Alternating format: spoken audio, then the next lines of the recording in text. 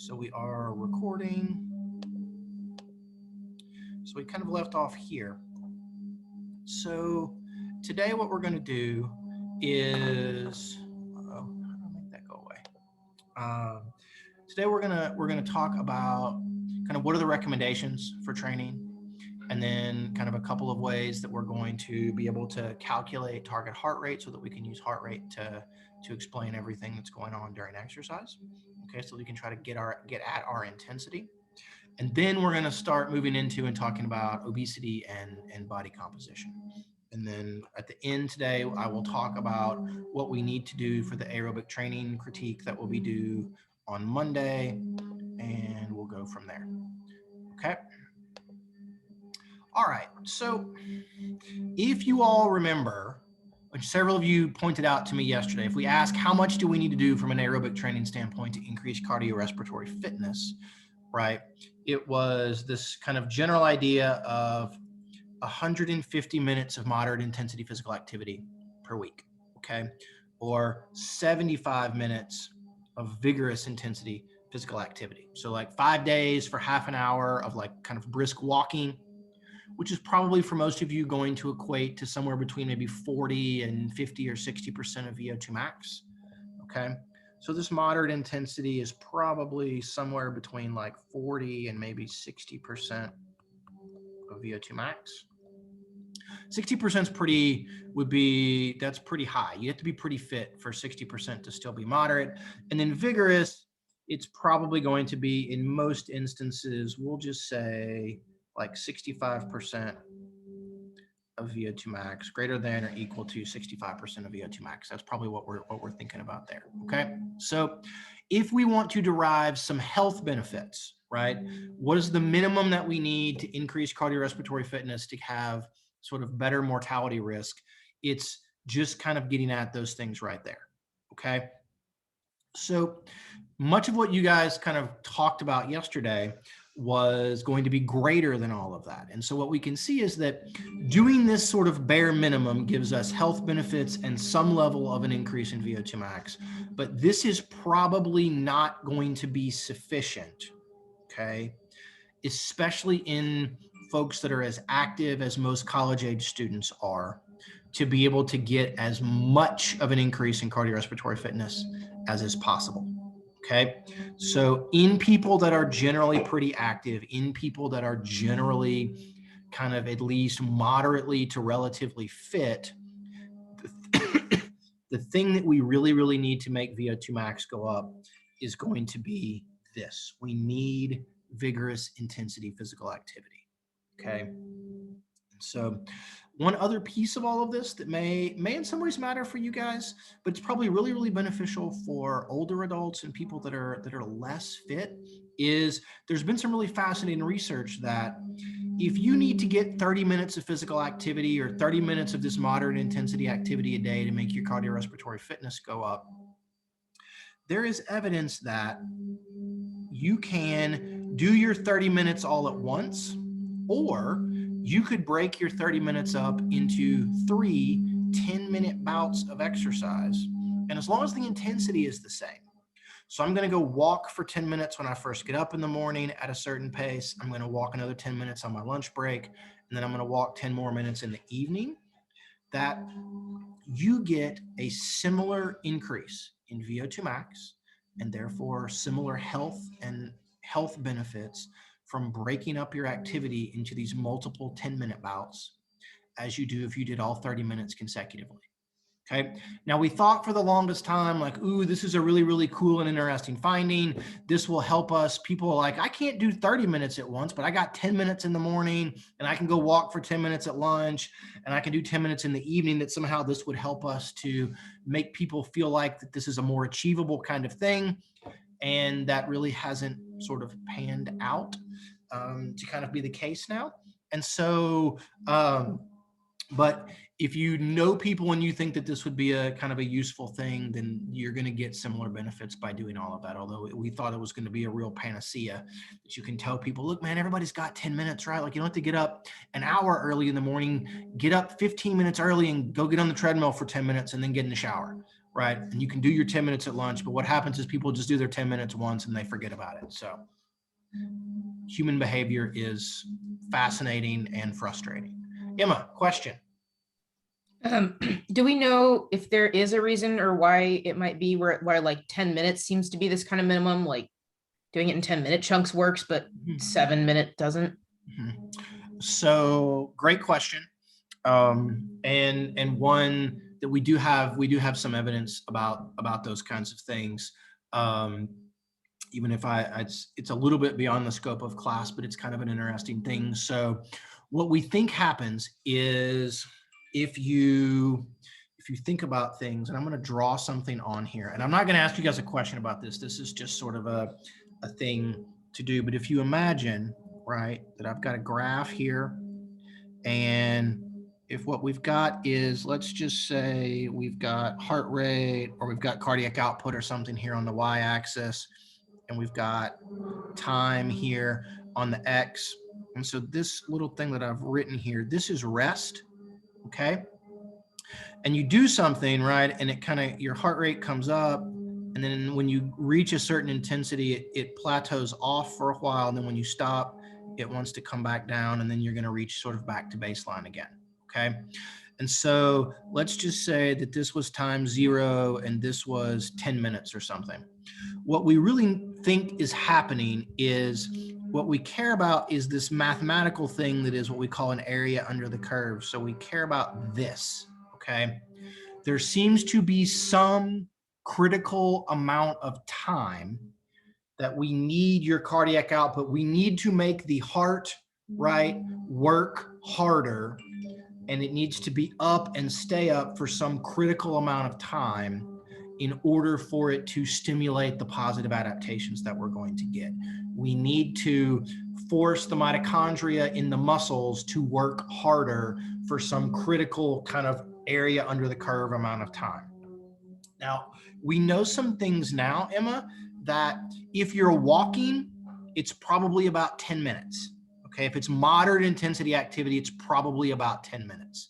If it's vigorous intensity activity, then what happens is that your heart rate and your cardiac output go up even more, and you probably don't need to go as long to get an equal sort of area under the curve here to what you're seeing there, if that makes any sense. If I can go for a shorter amount of time if I'm getting my heart rate up even higher. I'm making the heart work harder, right? But that kind of total sort of area under the curve is relatively similar.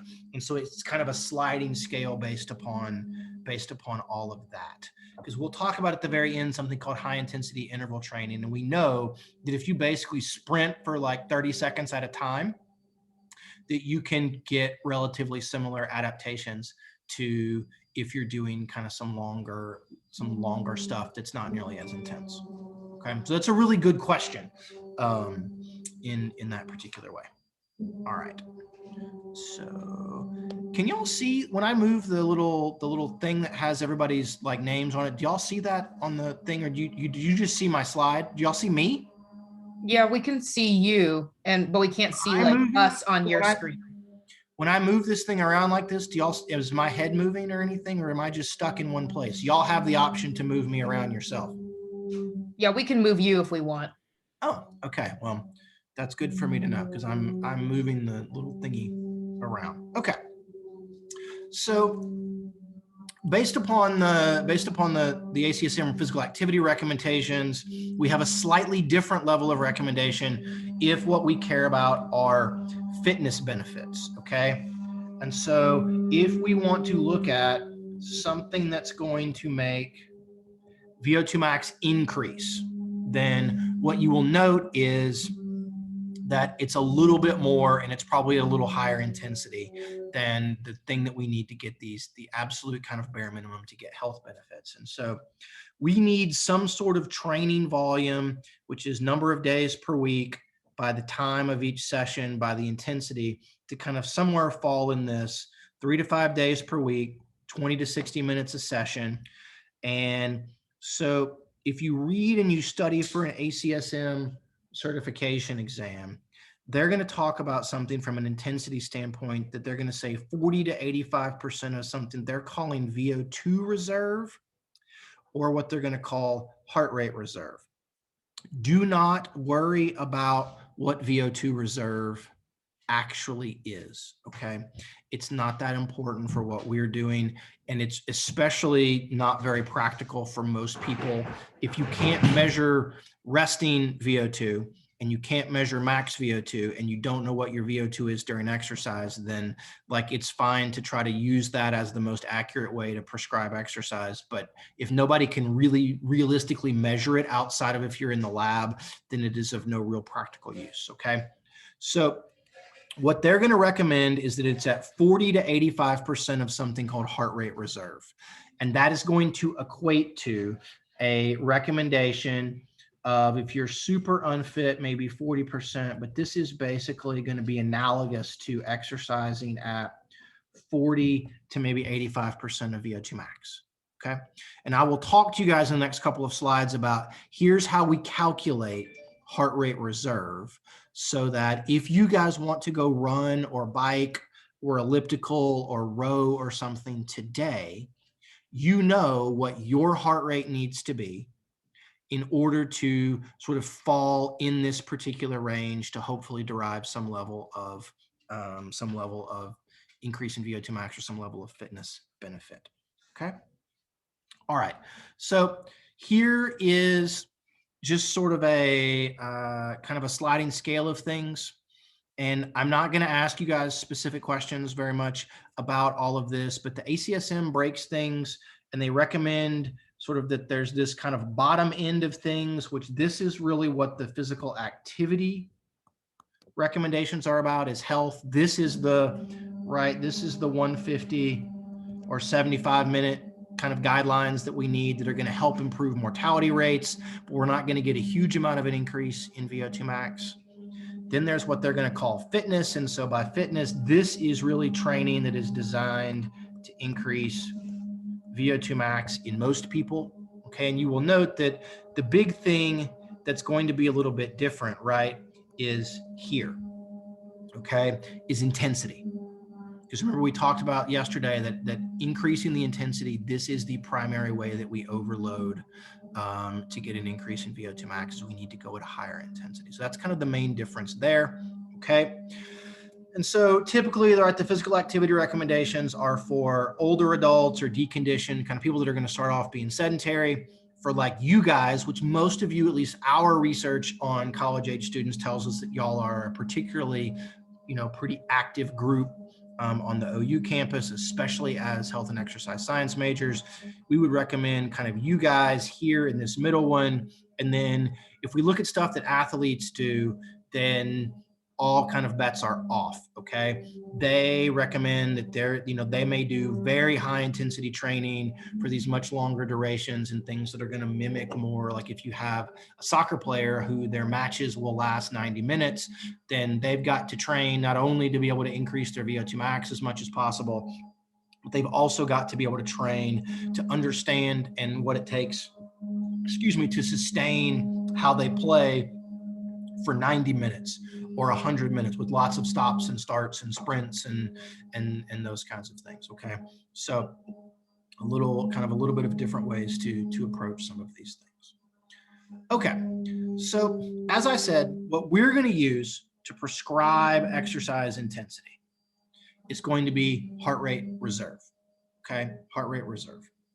So what I want everybody to do right now is, if possible, okay, we're going to do one of two things. We are going to try to initially start off and calculate your resting heart rate. Okay. So to be able to get heart rate reserve, we need to be able to know your resting heart rate and your age predicted max heart rate. All right. So if you have an Apple Watch or you have a Fitbit or some sort of fitness tracker that you wear, and you can look back and it will, like the Apple Watch will tell you what it thinks your resting heart rate was like yesterday or over the last kind of few days. I want you to pull that number up and I want you to write it down somewhere next to you.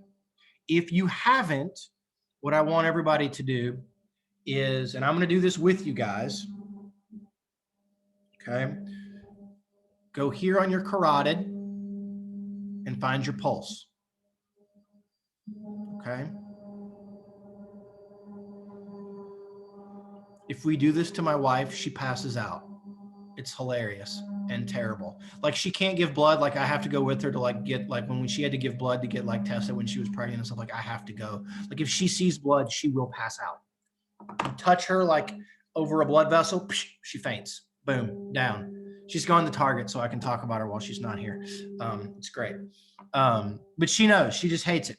Here, I'm gonna set my phone timer for 15 seconds, and I want you to count, okay? I want you to count your heartbeats, count what you can feel for 15 seconds. We're then gonna multiply that number by 4, and that will be what we're gonna consider our resting heart rate, at least for our purposes today, okay? So if you can get it from your watch or something else, great. Otherwise, get red eye, okay?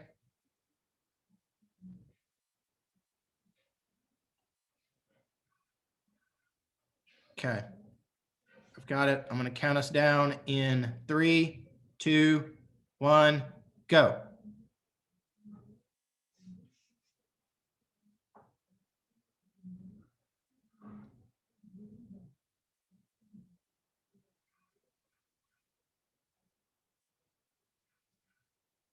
Stop. Okay. So now take whatever that number was and multiply it by 4.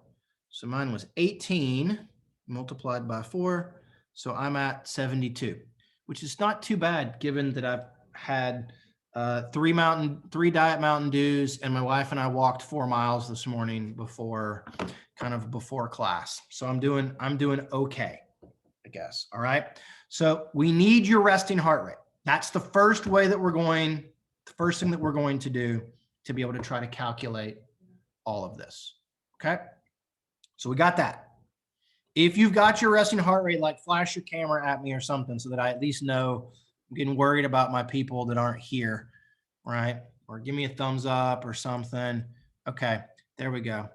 Jenna's like hiding under a hoodie. No, wait, that wasn't Jenna. Who was that? Was that Taylor? Y'all like swap places on my screen really quickly when those things happen. I can see Jenna now, not in a hoodie. Okay. All right. Okay. All right. So we've got those down. So what we're going to do now is, we're going to move on to the next sort of slide. Okay. The next thing that we have to do, if we know our resting, is we need to predict how we calculate our age predicted max heart rate. Okay. So what you need to do then is take 220 and you need to subtract your age from it. So I got to take 220 and I got to subtract my age, right? And so that gets me, I'm 177.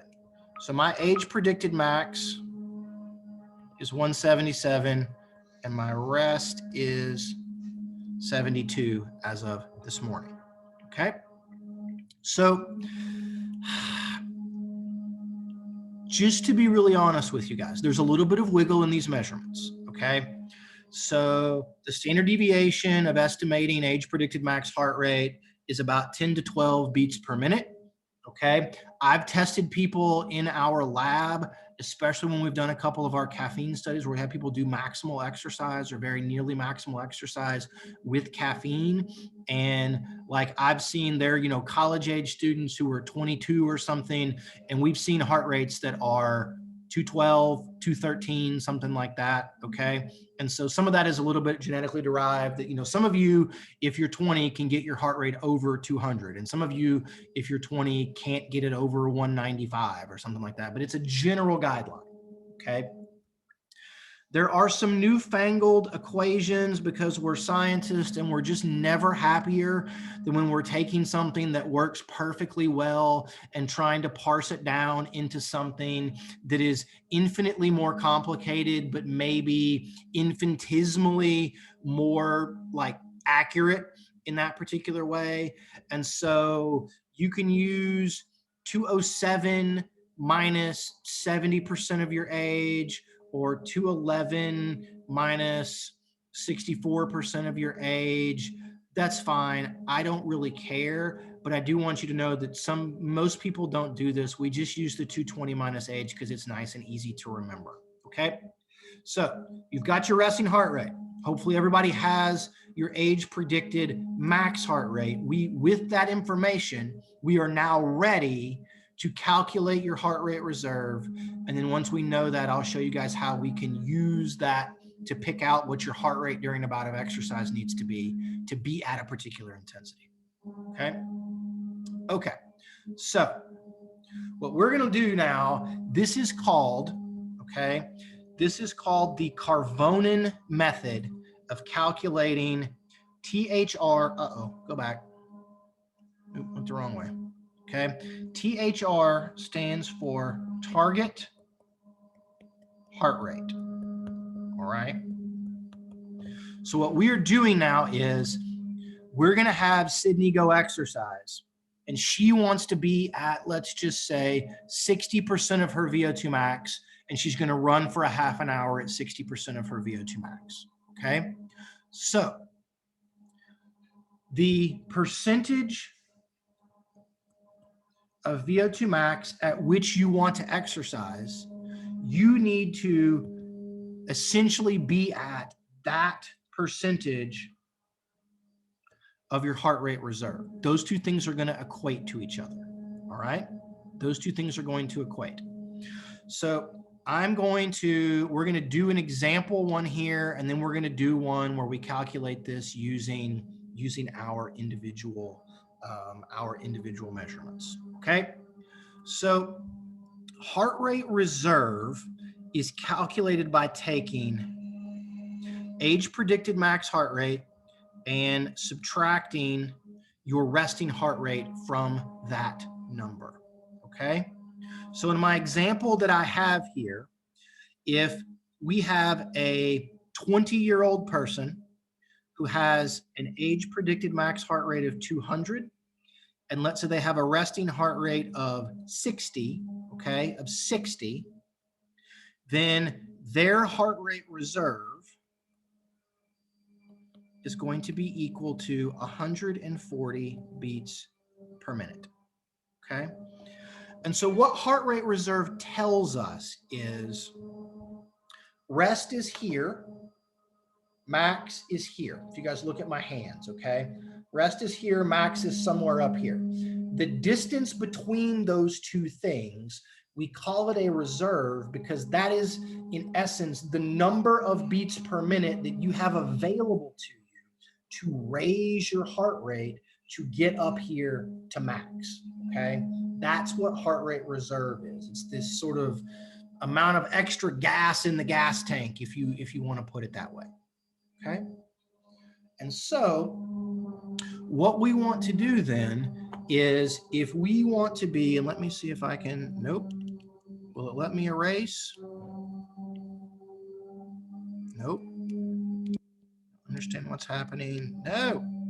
Crap.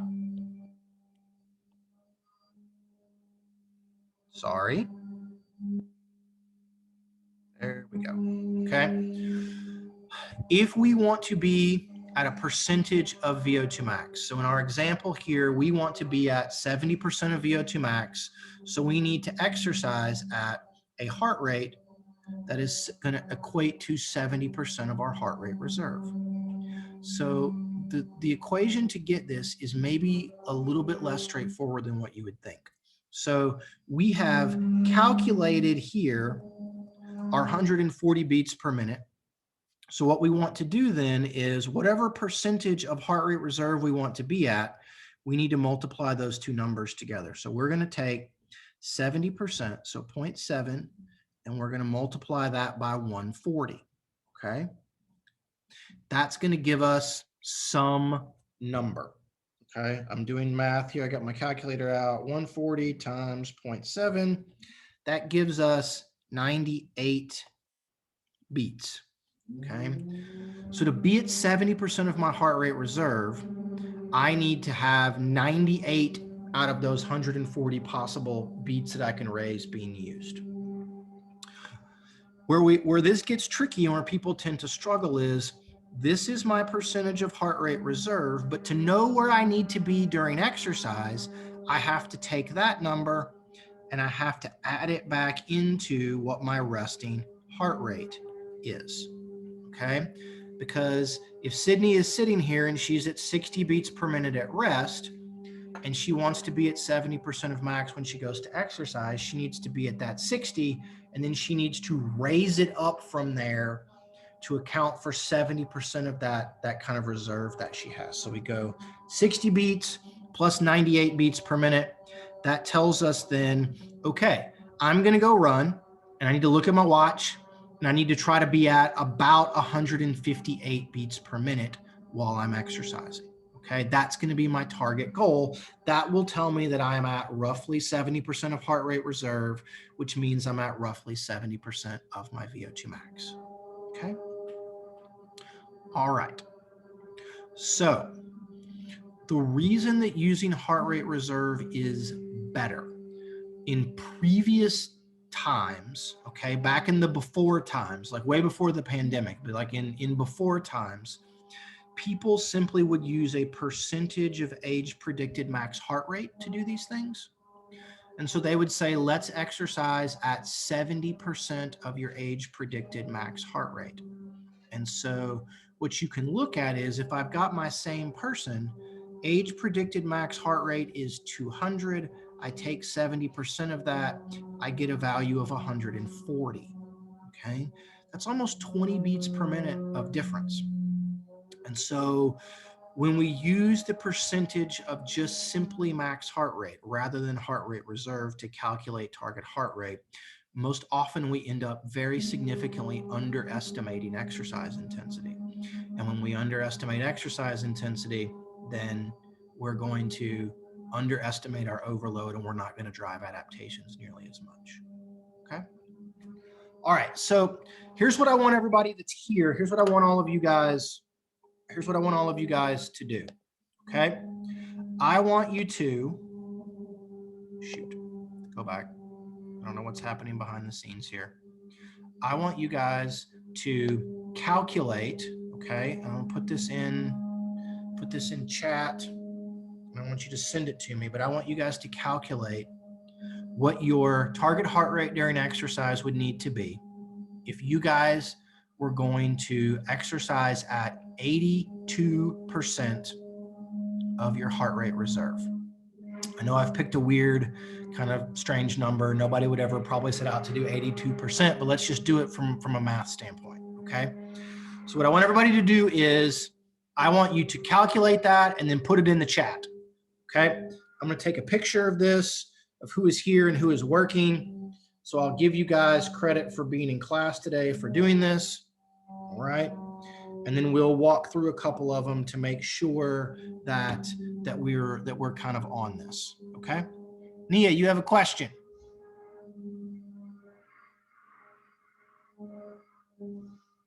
Nia, can you hear me?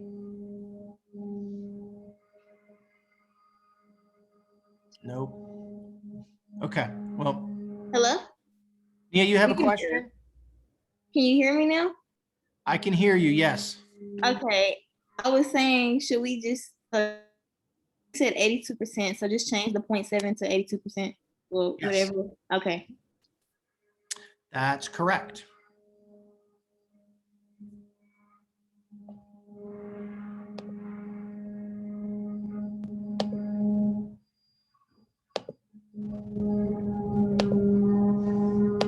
We're doing this for ourselves, right? So we have to put in like our numbers for resting heart. Okay. That's right, Jenna.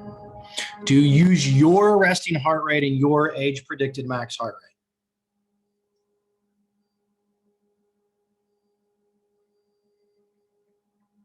So I'm doing mine right now.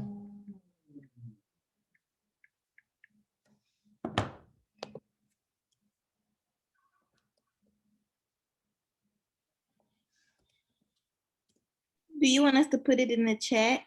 Please do, Nia, yes. Okay.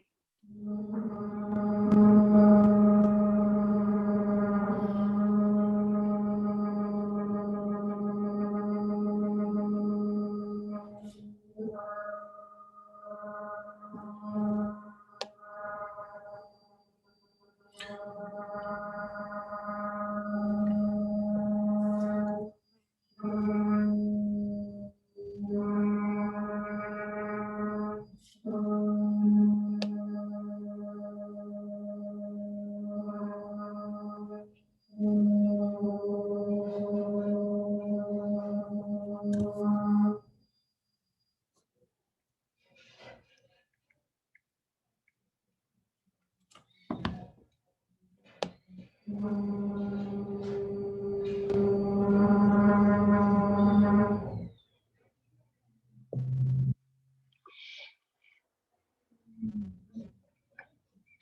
a lot of you guys are getting very kind of similar-ish answers.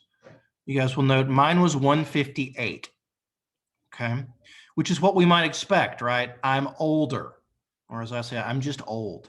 So because of that, right, my 82% is probably going to be at a little bit of a lower number. Now that's going to be in some ways also dependent upon like what your resting heart rate is and those kinds of things, but kind of all over the place here, okay? So while the last couple of folks are doing this, have any of you ever done this? Any of you guys ever, like when you go to exercise, use your watch, or you can buy just a regular heart rate monitor that you wear around your chest and things? Anybody do this? And like, hey, I'm going to go today and I want to try to be at, 160 beats per minute, and I'm going to speed up or slow down to kind of get myself to there. Anybody ever done this? No. Okay. Sydney, you have? Yeah, a few times. Okay. So there's some really fascinating stuff that goes on now that they do with our basketball teams and the football team.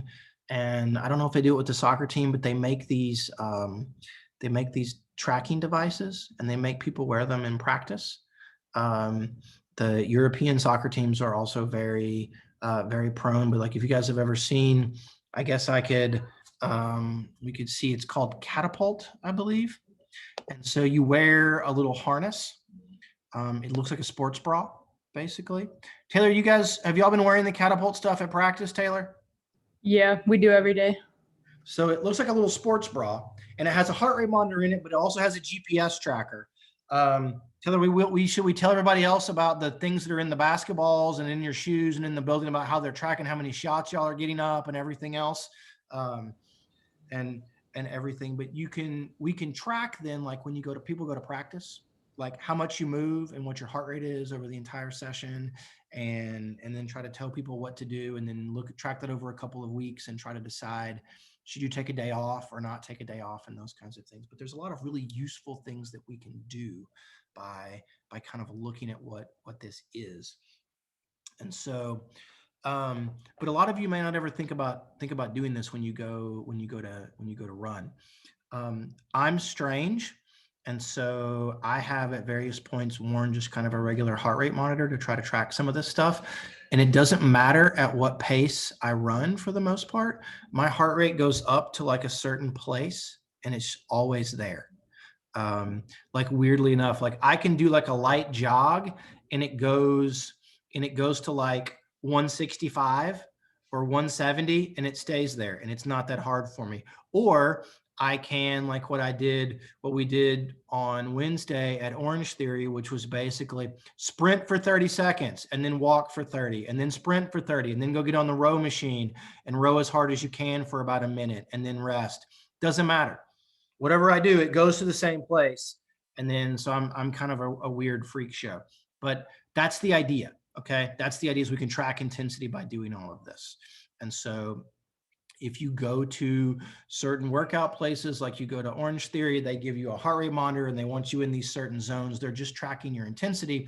And we know if you spend a certain number of minutes in a particular, in a particular bout of exercise in a certain sort of range, right, a certain metabolic intensity, then we can calculate how many calories you've burned. We can calculate roughly how many additional calories you're going to burn over the next couple of days. We can get a whole kind of host of information and get a better projection on how much of an increase in cardiorespiratory fitness you're also going to get. But the other really useful thing, and Nia, I see your hand about all of this, is that you looked at everything, right? What this does is this allows us a lot of specificity and a lot of individualization with everyone if you're going to go exercise. I'm older than you guys, but I may actually be more active and more fit than some of you. It's probably doubtful, but there's a chance, right? And so your level of fitness plays some role in what your resting heart rate is. And so we're accounting for your fitness level, we're accounting for your age, right? And that is all built in as part of our kind of what we want to prescribe for you. And so by doing all of that, then we can use kind of one calculation and one tool, but we can get an answer for pretty much everybody. As you become more trained, okay, your resting heart rate's likely going to go down. And so, and the how fast you have to run to get to a particular target heart rate is going to change.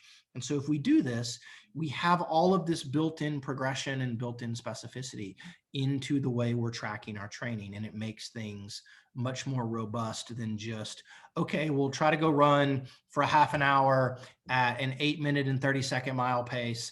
And then if that feels okay, then try to run at an 8-minute and 20-mile-per-hour pace and those kinds of things. It gives us a lot more, kind of a lot more metabolic specificity. Okay, so it's kind of a cool thing. Nia. Oh, I was just gonna like talk about the thing that OU like has athletes wear. Yeah, it's pretty useful because my boyfriend plays football and his heart rate was like way too high. He had to end up getting heart surgery. Oh yeah. Yeah. So We get a lot of interesting information from those kinds of things. And it does let people kind of track what happens during practice. And then within a given session at practice, like you can tell when people get dehydrated, their heart rate drifts upwards and things. And so you get a lot of really kind of interesting information by tracking those kinds of things. So, Julia. Okay, so I don't remember what number that I got, but let's say that I improve cardiovascularly and my heart rate drops. The number that I'm gonna get for the target heart rate is gonna be lower, right, than what I have right now. And the intensity is, Yes. or no? Yes, Well, okay. yeah, that's probably going to be the case. Sorry, guys. They're sanding right outside of my window, so I'm moving locations. So then, so in my mind, I'm thinking like, well, if it's lowered, so that means that would make me think that my max would be lower when it's not, even though I'm more fit. Right.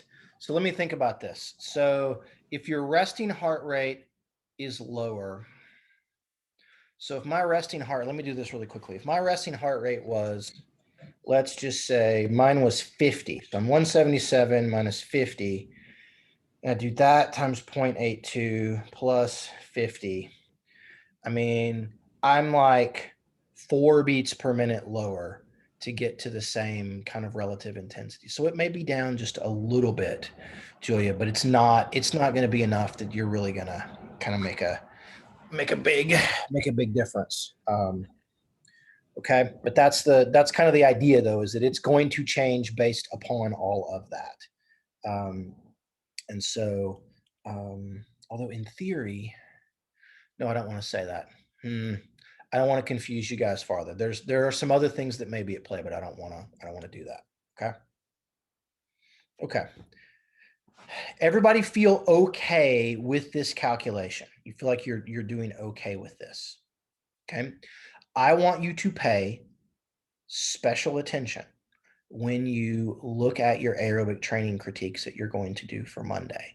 When you find programs, I want you to look and see, are people suggesting that you do something like this? Okay. This is the single kind of best feasible way for us to track intensity and prescribe intensity is to do this. Okay. So just kind of keep that in the back of your mind as you're looking through and you're doing your critiques. Okay.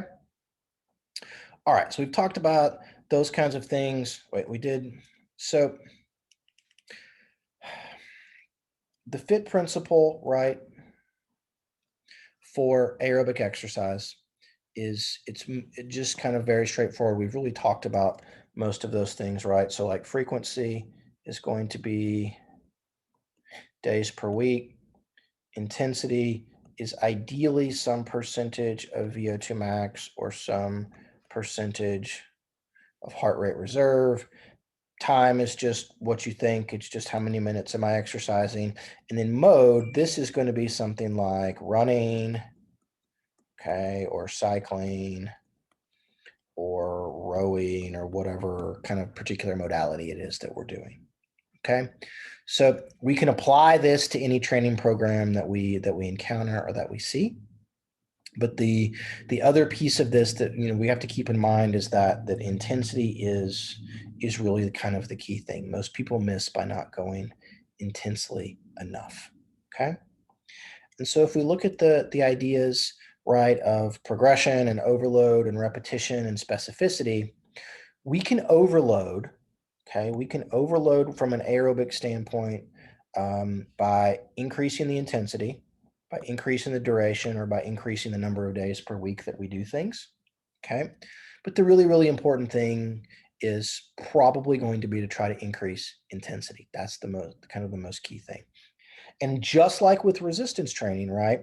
When things get easy, I've been running for half an hour, 3 days per week at a certain kind of particular either pace or at some particular target heart rate, and it becomes easier. That probably means that I'm beginning to get adaptations, and now I need to go back and try to go a little bit faster or go a little bit longer or do another day per week or something like that. Okay, that's going to kind of get at this idea of progression and overload.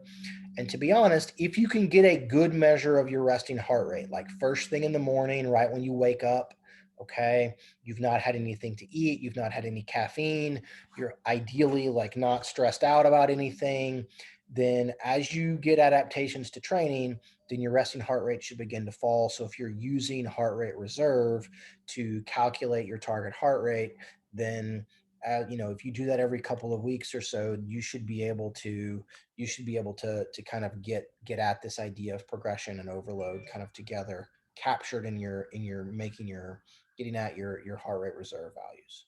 Okay. Nia, you had a question? Yes. Okay, so for the intensity, let's say we were looking like just at a training program. Uh-huh. How would we like, I don't know, give the exact intensity?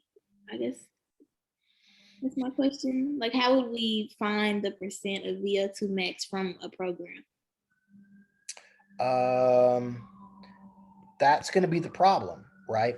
That's going to be where the crux. Most people will say run at a certain pace, right?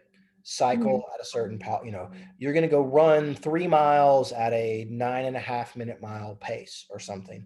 Or worse than that, they're going to say, go run 3 miles at a comfortable pace. And we're all left going, well, what the hell does that mean? I don't know what a comfortable pace is, right? Walking could be comfortable, or jogging briskly could be comfortable, or what I think is comfortable, Julia may not think is comfortable. And Sydney may think that we're both wimps and that what is comfortable is even way faster, okay? And so I think my point behind all of this, Nia, is that if you look, what is commonly used to prescribe intensity is some sort of nebulous term that has no basis in actual physiology. They're going to say an easy pace or a comfortable pace or a hard pace or something. And what they should be saying is you need to be at 70% of heart rate reserve or 70% of VO2 max or something like that. But most people don't do those kinds of things. All right. So that's what I'm trying to get at, is that most of you will find a training program and their method of prescribing intensity is not going to be as precise as it could be. Okay. Okay. All right. Anybody else have questions about those things, about applying FIT and PROS to aerobic exercise? Nope. Okay. So is everybody going to go run or walk or something today and get your heart rate? Y'all ready to go now? We're going to make it happen today. Okay. So what we're going to do is we're going to pause here, take a break. Okay. And when we come back, we'll start talking about body composition. I will start recording. Okay. And then we will jump into a little bit about what kind of body composition and obesity are.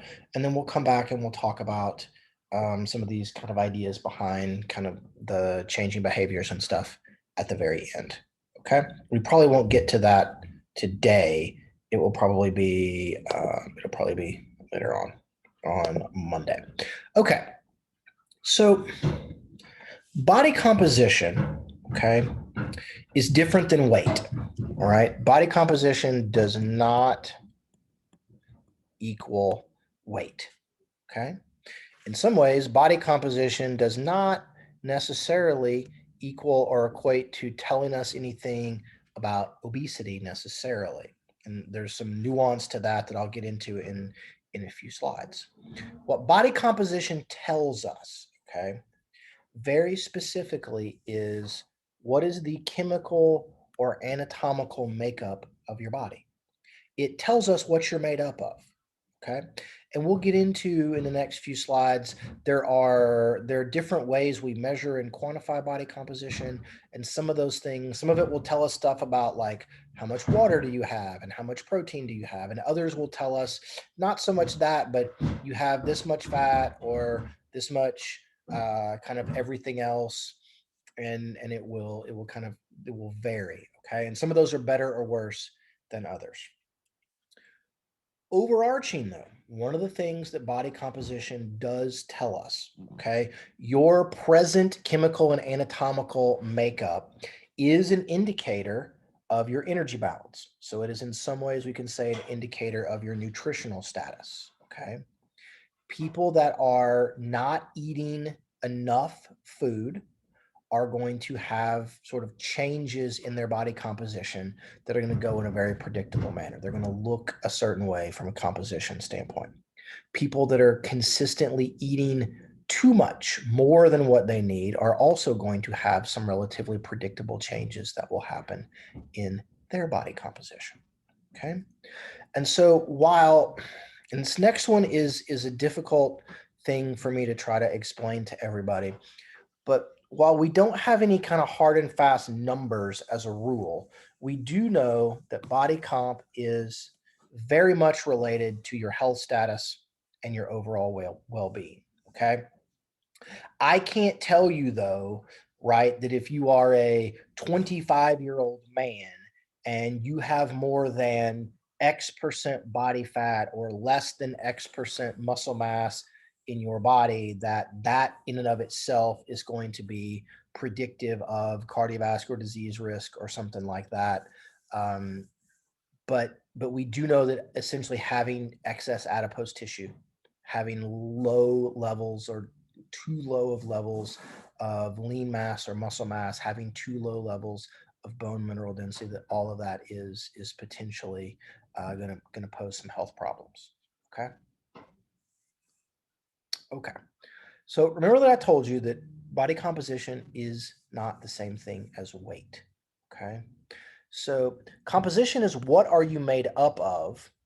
We have a couple of other measures, things like weight, and then something called body mass index that are really indicators of body size or body area or volume or something like that. Okay. So the body mass index is the most commonly used thing outside of like weight to try to get at body size. Okay. And your body mass index is your weight in kilograms divided by your height in meters squared. Okay. Your weight in kilograms divided by your height in meters squared. And so there's lots of things online. You guys can Google body mass index calculator and you can punch in your height, you can punch in your weight, and it will spit out a number at you. Okay. Generally, when we get a body mass index number, we're mostly going to see values that are going to range from, say, about 17 or so on the low end, unless we have people that are maybe super malnourished or something. And those are going to go into, maybe 35 to 40 or something like that. We have had people as part of like my master's degree when I was testing women that had chronic fatigue syndrome. I think we had a couple of women that were morbidly obese that were over 40. But in general, they're kind of in this particular range here. And we'll talk about what those numbers mean in the coming slides, okay?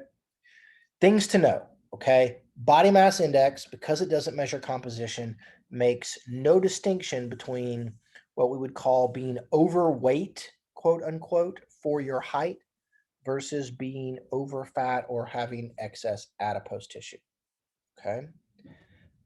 Body fatness from body composition and BMI are only weakly related. So if we take measures on thousands and thousands and thousands of people, which has been done, there are people that have higher BMIs, and then you compare them when we've measured their actual body composition, and they don't actually have that much excess body fat, okay? And so it's only weakly related to those things. They present very kind of some issues and problems when you want to compare BMI in old people versus young people, when we want to compare men versus women, okay? And when we want to compare especially people that are weight trained or resistance trained and those that are non-weight trained, okay? And so because these represent groups where there are going to be some very, very kind of serious distinctions where they're going to have predictable differences in body comp. Okay. Okay. While we're doing this, as I get ready to transition to the next slide, I'm going to move locations again. The room that I had moved into, they're now spray painting directly outside the window. And so I'm going to move again. Y'all are getting a tour of my house as we go along here. So I'm going to be just like you guys. I'm going to sit in my bed, and because they're not painting the front of the house, I'm going to sit in bed, and then we can continue with everything. Okay. All right. So in general, though, what we're going to take up is going to be that people that have a quote unquote normal BMI are going to have a BMI value that is less than 25 kilogram per meter squared. Okay, less than 25. So here we have our sort of strangely, weirdly naked yet anatomically not correct person, I guess, that is going to be here who's less than 25. And then here is that same person where they have become overweight, and they're going to have BMI between like 25 and 30. And what you will note about the changes from here is that for the most part, okay, when we add additional weight, we've got more body fat or more adipose tissue, okay? And then similarly, as we transition like this, we're going to get the same kind of a thing, okay? And then obese is greater than 30. And so remember when we did our graph of sort of mortality risk, right? And BMI, and it goes from say like 17 to 30 or something, then it kind of looks like this, and then it begins to kind of to climb up in those ways. That actually probably shouldn't be 30. It should be like 40. That's here, and 30 is like right there. Okay. So even though it's only weakly related to body composition, for the vast majority of people, okay, increases in body mass index are going to be indicative of having greater adipose tissue in your body. Okay. And we think that it's having the extra adipose tissue that's one of the things, because it's not metabolically active, that's one of the things that potentially can increase our risk of cardiovascular disease and type 2 diabetes and certain kinds of cancers and those things. It's the extra adipose tissue. Okay. Okay. So here you can see, though, right, why in some instances body mass index does not tell us the entire story. Okay. Here we have, two men, right? We've got a bodybuilder who's 5'11" and weighs 220 pounds. And then we have a sedentary man who is 5'11" and also weighs 220 pounds. They both have identical BMIs of 30.7. But yet, if I was to ask you all, like, which of these fellows do we think is at the greatest risk of developing a chronic disease, or is actually obese, which one would you pick? Sedentary. The sedentary one, right, Nia? Very obvious, right? This guy here, okay? He's probably our person that is obese. The reason that this guy has very low body fat, 5%, but weighs so much, is that muscle weighs more than fat, or muscle weighs more than adipose tissue. When you have people that have lots and lots and lots and lots and lots of muscle mass, they're going to weigh more because muscle weighs more than fat. But muscle is metabolically active, so that's potentially a good thing for us because muscle is more dense than fat. This guy is probably also, because he works out so much, going to have a higher bone mineral density, so his bones are going to weigh more than the person who is going to be sedentary, and so that also is going to add to some things. So that's one of the problems with the body mass index. Okay, it doesn't make a distinction. We would argue and say that my bodybuilder guy is probably still overweight. That's not what we would recommend everybody to be if you're 5'11". Okay, but that's a too much weight, but at least it's muscle mass, so that's probably healthier and better for us than to have that extra weight be from mostly adipose tissue. That's not to say, though, when you add adipose tissue, you guys will see when we gain weight, we tend to gain both muscle and fat and water and those things, because when you weigh more, you got to have more muscle to carry that extra adipose tissue around. Okay. And so there's some complications to this. However, the good thing about body mass index is that it's easy for us to get.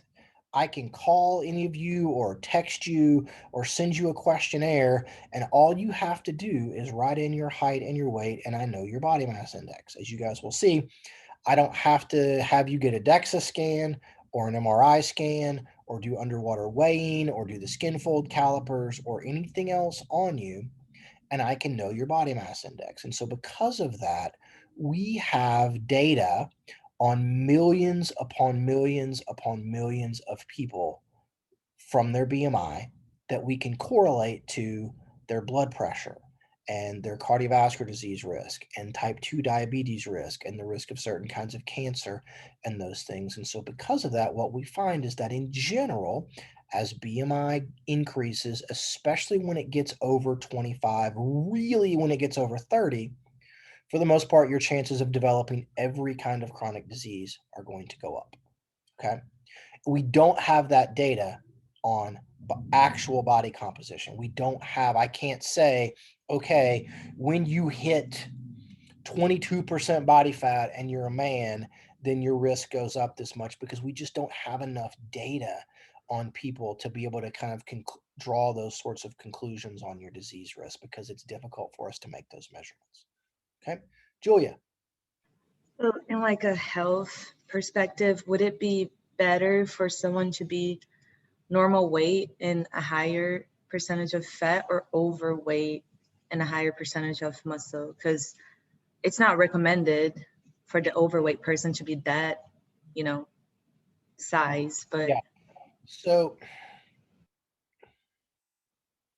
off the top of my head, I would say that it's probably better to be overweight but have more muscle. That would be my guess. We don't know a lot, or at least I'm not aware of a lot of data on sort of overweight or obese, or quote unquote obese but having a lot of muscle but not a lot of fat, and how that compares to like people that are more of a normal BMI but have like a higher body fat percentage, in the way that we have BMI categories, and then we know about their cardiorespiratory fitness within that BMI category, and that you can be obese by BMI, but if you've got good cardiorespiratory fitness, then your disease risk is basically better than a person that is normal weight, quote unquote, and sedentary. I'm not familiar that we actually have data like that on kind of muscle mass specific things. Well, that's a really interesting question. That makes me want to go look for some of those things. But I would guess in general, having more muscle, having extra weight be from muscle is better than having it be from fat. And trying to compare that to kind of a sort of average normal weight person that has more fat but maybe less muscle, I don't really know for sure. That's a tough question to answer. Okay, Aaron? I just kind of wanted to add, because I did take that class before. Yeah, please. We learned that, sorry, let me lower my hand. We learned that, especially for people, say you take like two people of the same weight starting out, and then one of them exercises and starts to gain muscle, but the other person has like the same amount of fat because they're not exercising. That one person is more likely to gain weight just from the muscle that they're gaining and stuff as well. So BMI is not something that can always be an indicator of how healthy you are, just because, like you mentioned, muscle does weigh more than fat, especially if you're an athlete. You're more likely to be in the overweight category, but it's just muscle. So no, you're 100% correct. yeah, so sometimes you just have to take like a DEXA scan or something else that determines what exactly your body composition is, like what percent of you is muscle versus fat, to determine like exactly how healthy you are. But yeah. No, you're 100% correct, Aaron. Thank you for kind of adding all of that. It's as I like to say, so there's a famous saying from so I think it's from Winston Churchill or someone, that like democracy is the worst form of government except for all of the other ones, right? And I like to say that BMI is the worst way to measure sort of obesity and disease risk except for all the other ones. Like there's no other, like, it's actually better than our other measures, even though it's crappy and has a bunch of limitations. We just have to be willing to understand its limitations and understand the nuances and kind of take it for what it is. And so, anyway, okay, very good. So as we start to get into composition, we start to try to get into what it is that people are specifically made up of.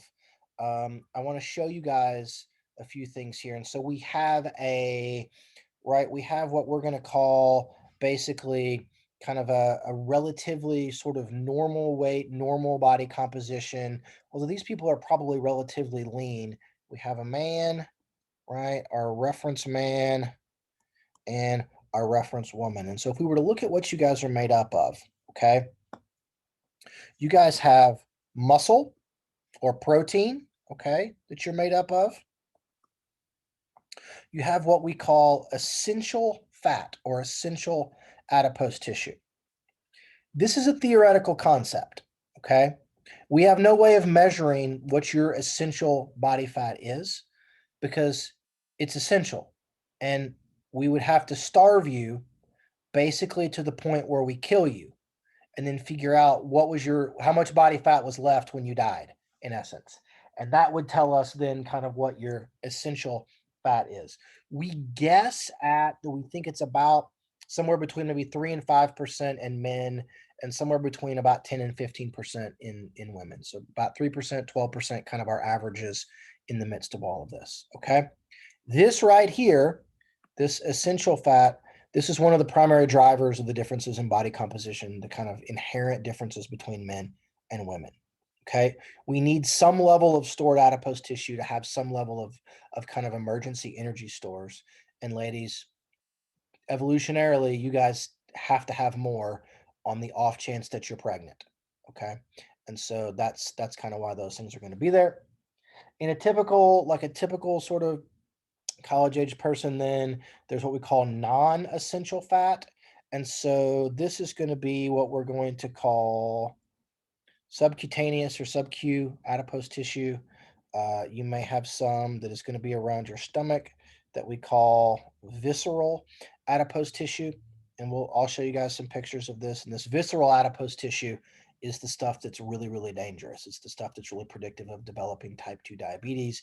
You have fat around your liver and things kind of right here. Like think about guys that have a beer belly. Okay. That's visceral adiposity. That's the most dangerous kind of place to store body fat. Okay. Then we have bone. You're made up of bone, which is in a lot of instances also referred to as minerals. Okay. Or the mineral, you have calcium and things in your bones. And then the other kind of quarter of you is sort of other organs. And then contained somewhere a lot of it in muscle tissue and in these other organs is going to be water. Okay. And depending upon how we want to actually try to quantify your body composition, we can get at how much water you have or not. Like we could do water and then protein and mineral and those things, and then like adipose tissue, or we can just do like muscle and what we're going to call lean tissues, which is just kind of muscle and bone and those things kind of all lumped together. And we'll talk about that when we get into the individual measures. Okay. But look at this. And so here we have kind of what would appear to be a fairly lean, kind of fairly muscular college-aged guy who's going to be about 15% body fat. Okay. And here we have what would sort of in generally be considered a fairly lean college-aged female. And she is at about 27% body fat. Okay. So when we do this in person, or if you guys have ever had a DEXA scan or something else, one of the things that tends to happen, especially I feel like especially with the ladies, and there's some sociological, there's some other kind of things that go into this. Everybody kind of loses their shit over this and they freak out. Okay. I guess I should find a picture of one of my former graduate students who basically has no body fat, like none. She was a college soccer player. But I mean, if you look at her, you would just think like she has no like visible body fat whatsoever. I mean, she looks like a fitness model or something, at least from a body composition standpoint. We did a DEXA scan, which we'll show you guys, which is probably the gold standard for kind of imaging stuff these days. And she's 20% body fat. And you would look at her and think she has nothing, right?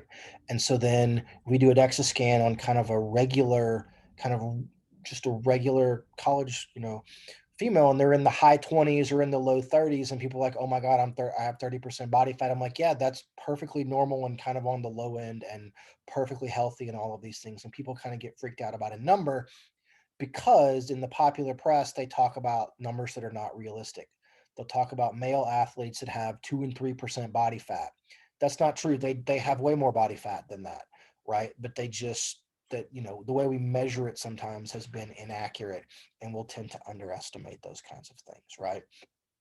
Ladies, if y'all get under like 12% body fat, you'll stop having your period. You'll become amenorrheic.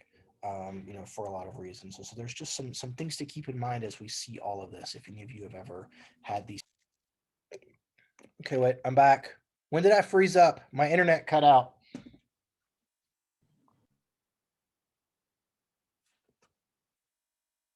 Uh-oh, Julia, I can't hear you. Hold on.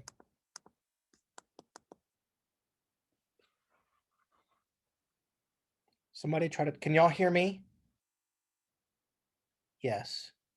Okay. Somebody try to talk. Hello. Okay, I got Nia that time. Okay.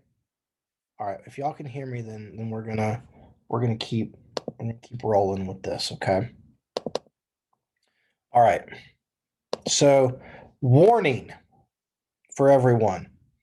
All right, warning. The next slide is going to show like some dissected tissue of a mouse and a person. Okay. Nobody freak out. If you need to, just sort of look away, turn your thing off. But that's what's coming. I'd like to give everybody a heads up. Okay. So the single best way to measure body composition is to do an anatomical dissection. That's the single best way to do all of this. We need to dissect you, pull out each individual tissue, weigh it out, okay, and then try to do the individual composition from those individual tissues. Okay, that's the best way to do it. Anybody want to volunteer to let me do this? I got no takers. Okay, right? Doesn't make any sense. So in some ways, like for a lot of instances, measuring VO2 max is kind of it's a useful thing, but not a very practical thing for us to do in prescribing exercise.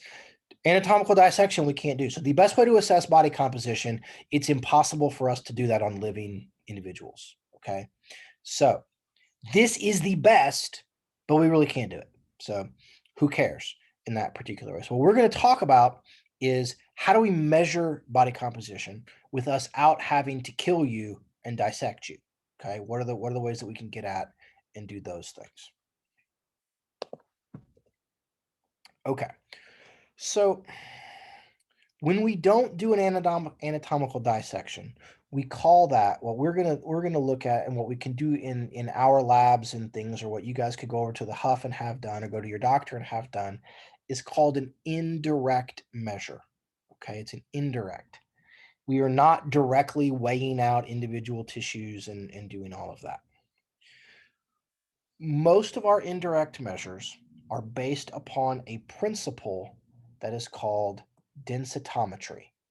Okay, and so the idea behind densitometry is that all tissues have a certain mass and they occupy a certain volume, and therefore sort of that ratio of mass to volume will tell us what their density is. Bone has a particular density that is different than water, that's different from protein and muscle, that's different from your liver, that's different from adipose tissue. Skeletal muscle has a different density than bone and adipose tissue, and so on and so forth.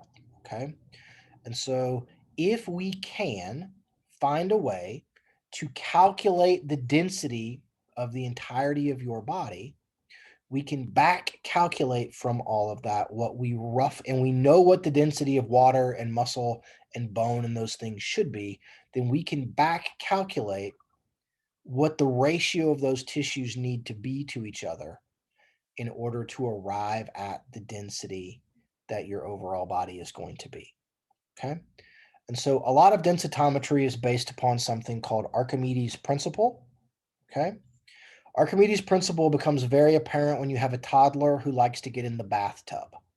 Okay, you get in the bathtub, or a hot tub, or a swimming pool, or a kiddie pool that has been overfilled by your overzealous daughter who loves the water, and they jump in and the water level rises, right? And so an object will repel or displace an amount of water that is directly related to its density. Okay, and then if you have objects that are more dense than water, they sink. If you have objects that are less dense than water, they will float. Okay, we're not going to get into all of the things that Archimedes did, but in general, right, things that are more dense like muscle, 5 pounds of muscle occupies a smaller volume or a smaller space than 5 pounds of adipose tissue or 5 pounds of fat will do. Okay, 5 pounds of bone occupies an even smaller sort of space than 5 pounds of muscle would. And if we know the densities or what we expect those densities of each tissue to be, we can make some calculations of all of this.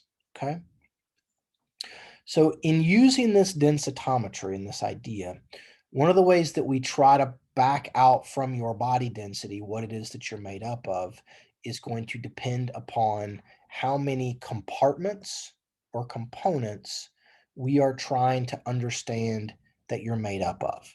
Okay, and so most assessments of body composition that are kind of laboratory based that are made are going to be these kind of relatively simple 2-compartment or 2-component models. And what they're going to do generally is they're going to split you into what we call fat and fat-free mass, okay? Your body is basically made up of all the adipose tissue, so all the fat in your body, that's one piece, and then everything else is everything else, okay? We're making no distinction between water and muscle and bone and anything. You're just fat and then this fat-free mass, okay? Those two kinds of things, right? It's a perfectly reasonable way to do things. One of the things that we think is going to be predictive of disease risk is to having excess adipose tissue. So we're kind of quantifying and getting at that, but it doesn't do a lot for kind of what's happening down here in our fat-free mass, okay? Doesn't tell us, well, how much muscle do you actually have versus how much water versus how much of it is stuff that goes into your organs, et cetera, all right? So in order to try to get a better sense of what this fat-free mass is made up of, people developed 3-compartment and 4-compartment models, okay? And what happens with the 3 and the 4-compartment model is it's going to take this purple area here, and it's going to try to partition the fat-free mass out into its individual components. So I have like protein, and I have minerals, and I have water, okay, they're going to go on in the midst of all of this. And so what you see here in our 3-compartment water, 3-compartment model is lipid or adipose tissue, lean body mass, which is basically protein and water, and then minerals, okay? You could try to do this solids and then water and lipid in those ways, but there's some kind of instances that go on in here. The most commonly used 3-compartment model that we will talk about in class is something called a DEXA scan, okay? A DEXA scan.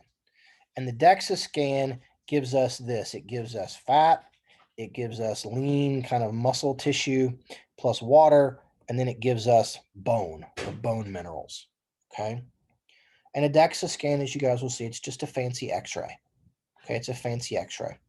Takes about 5 minutes to do one, scans your whole body, but we can get some really accurate and really useful kind of information out of those things. Again, as I mentioned before, with the calculation of age predicted max heart rate, we're researchers and we're never happier than we're making something that works perfectly well, even more complicated. And so people develop something called this 4-compartment model that says, okay, well, let's take our 3-compartment model and then let's try to split those things down into things even further. Okay, that we have fat or adipose tissue, we have muscle, and what they really mean by muscle here, I can't write in red on red, but what they really mean here is protein. Okay, let's quantify the amount of protein that's in your body. Then let's quantify sort of what we're calling residual lean mass, which is water and kind of minerals and those things, and then the minerals that are in your bones. Okay, so we can still do a 4-component model of things. It's slightly more accurate than a 3-component model, which is slightly more accurate than a 2-compartment model. The problem is these things get increasingly expensive as we move to the right. Okay, so a DEXA scanner, a brand new one, might cost $75,000 or $80,000 depending upon what it does. I can do a 2-compartment model with a $5 skin fold caliper on you and get a reasonably similar kind of number if I'm good at what I'm doing. To do a 4-compartment model, I need to do a DEXA scan plus the skin fold thing plus something called bioelectrical impedance, which is what looks really sophisticated that you do at the Huff, where you stand on the thing and it runs this weak electrical current into you. But then to do 4-compartment, what I also have to do is you have to drink radio labeled water for 2 weeks, and we have to collect your urine for 2 weeks. And we look at and we can calculate the total amount of water in your body by sort of calculating the rate at which that radioactive water gets excreted and filtered out at your kidneys. So you drink deuterium, and it's radioactive, but it's not harmfully radioactive in that way. But they find the deuterium, they find this this sort of radioactive water. It's one of the byproducts of drilling for oil. And some of the oil companies now have like bought up all the stuff because it's used a lot in like medical grade research and those things. They've bought up all of it. And so it's gotten where it's like $1,000 to get a 2-week dose of this radioactive water for people. When I was a grad student, a PhD student, they did a project with it. And it was like $100 a person to do it. And so it's gone up. It's gotten really, really expensive to do these kinds of things. So just take that for what it is. You've been exposed to this idea that we can try to get a more accurate assessment of what you're made up of, kind of by doing things to split your fat-free mass down into its component kind of parts. Okay. The fat part always kind of stays the same. All the other action is going to be in when we take everything else and try to partition it out into muscle and water and bone and protein or those kinds of things. Okay. Everybody okay with that? Because if we don't understand this, then when I actually talk about kind of what each method does, then it won't make as much sense if we're not following up to this point. Okay.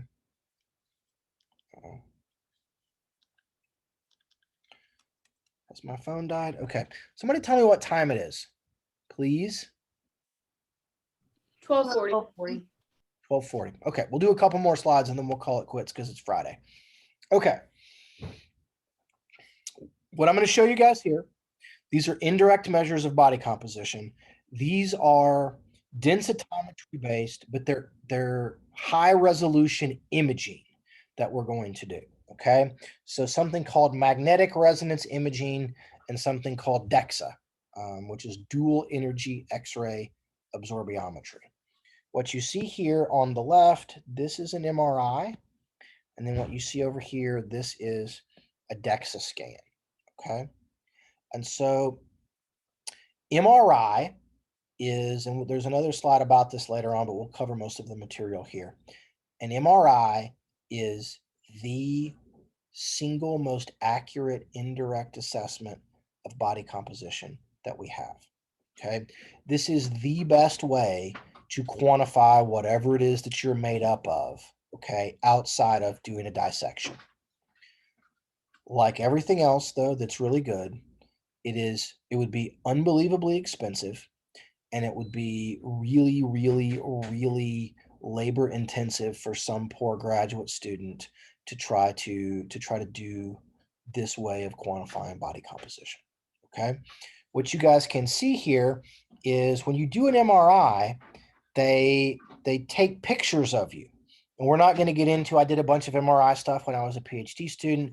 We're not going to get into the physics of why the magnet works and why certain things look bright and dark and all of that.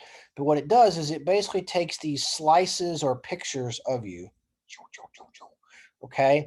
And to know your total body composition, we'd have to put you in the scanner and have you put your arms up, and we start the slices out here at your fingertips, and we take them at basically 1 centimeter intervals all the way down to your toes, okay?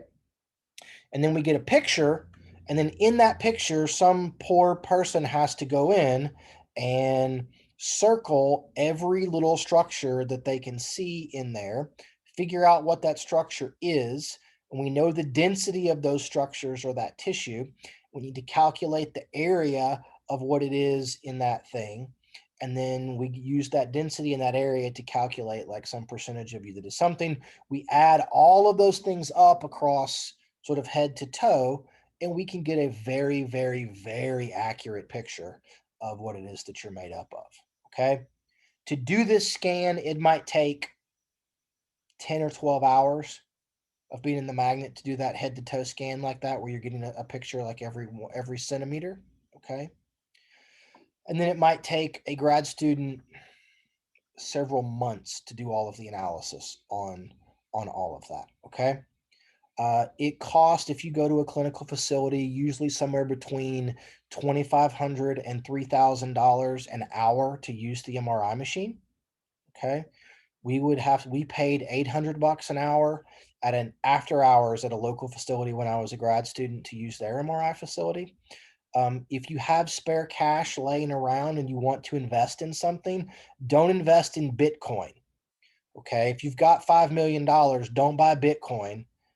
Build a facility that has an MRI unit in it, and it will be booked pretty much dawn till dusk every day, and it books out, at $2,000 to $3,000 an hour on those kinds of things, and they're always busy. These imaging facilities, okay? Super accurate, amazingly infeasible. Okay. So the next best thing that we're going to do, and this is probably the next most accurate way for us to try to quantify body composition, is to take something called a DEXA scan. Okay. So curiously, how many of you have ever had a DEXA scan? Okay. So 3 of you guys. Okay. Was your DEXA scan in our department? Was it part of a research study? One of them was. One of them was. Okay. So I know that Julia had said yesterday that she was in one of my students' studies, that she was in Jessica's study. So Jessica, I assume then yours was part of a research study? Yep. Okay. And so Jenna, you didn't get one in our department. You got one like at a hospital or something? Don't mind me asking? No, it was at like a workout facility. Oh, they had one at a workout facility. That's crazy. Yeah, Okay. it was pretty high tech. Interesting. Okay.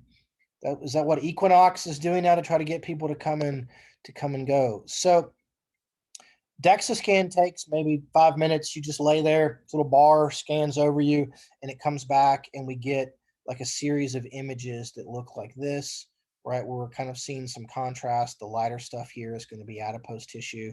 Here we're seeing like it's breaking the individual tissues down. You can see adipose tissue in kind of the yellow orange. You can see muscle mass in the red, and you can see bone in the blue, or you can just see kind of the skeleton picture here, where the brighter the bones look, the higher the mineral content is. And then you see this kind of ghosting around the outside of those that's going to encompass the muscle mass and fat mass that kind of surrounds those. And so what we do then is it decides what a particular tissue is based upon some sophisticated physics, and it can quantify for us then how much of you is fat, how much of you is the mineral that's contained in your bones, and then basically everything else, which it calls fat-free lean tissue, which is mostly muscle, which is mostly water. Okay, muscle, it's protein and water together. Okay. So the cool thing that the DEXA scan does, one, it's very accurate, but it also tells us about your bone mineral density. And so I would encourage every one of you ladies that if you are able and willing and you fit the criteria for one of the research studies in the department where they're doing a DEXA scan, that you should go and do that study and get your DEXA scan, because it will give you a measure of your bone mineral density when you guys are at about your peak right now. Okay, you guys are pretty close to having your peak bone mineral density. We'll talk about a loss of bone mineral density, which is called osteoporosis, which tends to affect postmenopausal women. We'll talk about that next week. And if you know where you are now, it's much easier as you get older and you reach menopause, when your doctor actually starts prescribing DEXA scans, to have some idea of, kind of how much it's changed in those things, and to kind of keep track of those things. Okay. So the accuracy of DEXA is probably within maybe plus or minus 3%. So if it tells you that you have 17% body fat, it's probably, give or take, maybe you're 14, maybe you're 20, but it's kind of right in that particular range. Okay. The MRI is really the only error is from the people that are doing the circling of your tissues. Because if you can quantify everything, it can get so kind of small that we can be really accurate. It's probably like 1% or even less than 1%. Okay. But the DEXA is otherwise kind of our best one. It's better than the other ones that we will talk about next week. Okay. All right. So what I'm going to do today is I'm going to release the thing for the aerobic exercise critique. So for Monday, I want you guys to find an aerobic exercise prescription online or in a magazine or something, and you can scan it, and you're going to do a critique of it. You're going to critique it based upon the FIT principle, based upon progression, repetition, right? overload, and specificity. Pay very special attention to how they're trying to quantify intensity. Okay. Are they saying nebulous things like comfortable or uncomfortable or heavy or light or something?